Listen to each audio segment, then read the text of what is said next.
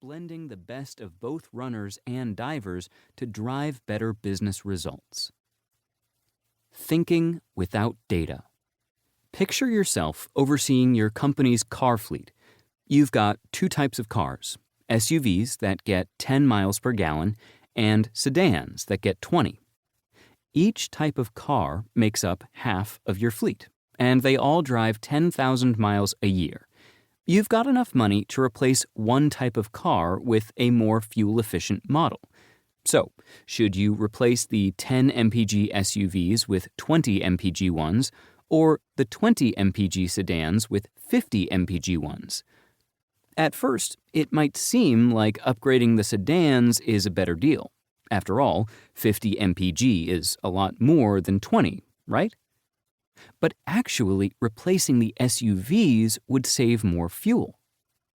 Here's why. Right now, each SUV uses 1,000 gallons of fuel a year, 10,000 miles divided by 10 mpg, and each sedan uses 500 gallons a year, 10,000 miles divided by 20 mpg. Let's consider what would happen if you replaced them. If you replace the SUVs, each new one would only use 500 gallons of fuel a year, 10,000 miles divided by 20 mpg. That's 500 gallons less than before. If you replace the sedans, each new one would use 200 gallons a year, 10,000 miles divided by 50 mpg. That's 300 gallons less than before. So, replacing the SUVs saves 500 gallons per vehicle each year, but replacing the sedans saves only 300 gallons per vehicle. Therefore, it makes more sense to replace the SUVs, even though the MPG number doesn't increase as much. What this example seeks to highlight is the point that starting from the data you have isn't always the magic solution to making great business decisions. Let's revisit the car fleet scenario again. You're in charge of a fleet of cars, and you're trying to save on fuel costs. You've got two types of cars, and one type could be upgraded. The difference is this. Nobody's telling you the miles per gallon for these cars. Instead, they're asking you what info you'd want in order to make your decision. Now, your first thought might be, well, tell me how much fuel each car uses, or give me the miles per gallon. It seems obvious, right? Sometimes the best answers come when we're not buried in a bunch of numbers. It might seem strange, but taking a step back from the data can actually help us see things clearer. That's the punchline of this whole thing. Thinking without data can, in a weird twist, improve how you use data to make decisions. Why we wrote this book. Bart was trained as a psychologist and later moved toward statistics.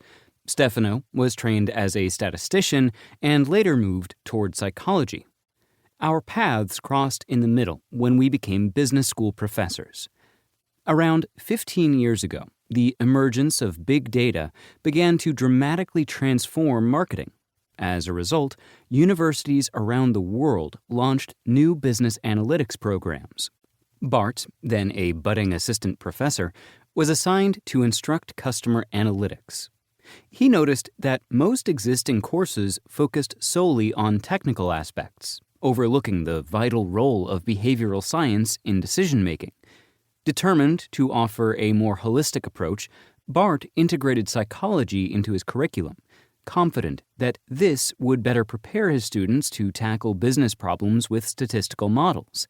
Stefano later established a research center focused on AI and psychology to help disseminate the findings of his research among business people. During his interactions with managers, he discovered a recurring theme. Analytics projects seemed to fail often, but hardly ever due to technical issues. The issues were always people-related. In the past 5 years, we've taken our teachings globally through numerous executive programs.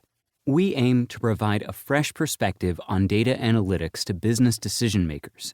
Most decisions on analytics tend to highlight data and tech prowess. This is understandable, given the rapid technological advancements.